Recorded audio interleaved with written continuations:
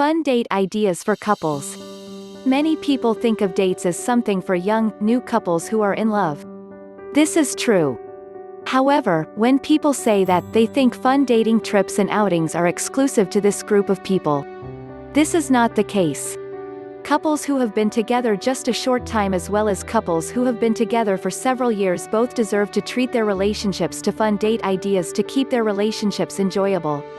Keeping a relationship new with periodic dates for just the two of you is a great way to stay close as a couple. The ways to decide on what kind of date you are going to take your loved one on include common interests, experiences you have had, and sharing ideas. One of the first things to consider when deciding on where to take your significant other on a date is the interests that you have in common with each other. Many times, couples have several things in common, but have things that they do not share as well. When you are considering a place to take a date, always consider whether or not your date will appreciate your idea. If you are really into football, and your date is not, perhaps it is not the smartest thing to do to take your date to a football game. If you both like go-kart driving, this is a terrific date idea for the two of you. Another thing to consider when trying to decide the location of a great date is to remember the experiences that you and your loved one have already had. If there is something that you have already done, and you have an opportunity to do something new and different, before you take the habitual date that you have already had, consider a new option instead of the same old thing. Keeping your mind open to sharing new experiences with your loved one is a good way to get closer to each other. One other thing to think about when trying to decide on a date location is the sharing of ideas.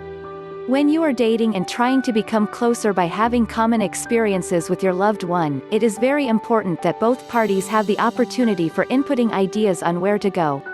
If one party does all of the deciding, the other party could become resentful and begin to dislike not being able to ever choose date locations. A recommendation might be to do every other dates. Every other dates are dates where your loved one chooses, then you choose, and so on and so forth. By sharing ideas and sacrificing your likes and dislikes sometimes, you can have a happier relationship by allowing the other person to have a say. Wherever you decide to take a date with your loved one, be sure to consider the 3 aspects that have been included in this article. Considering these 3 things will help you to have a better time at whatever type of date you decide to go on.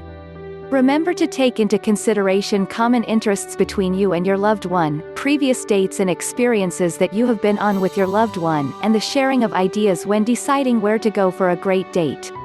Thank you for watching.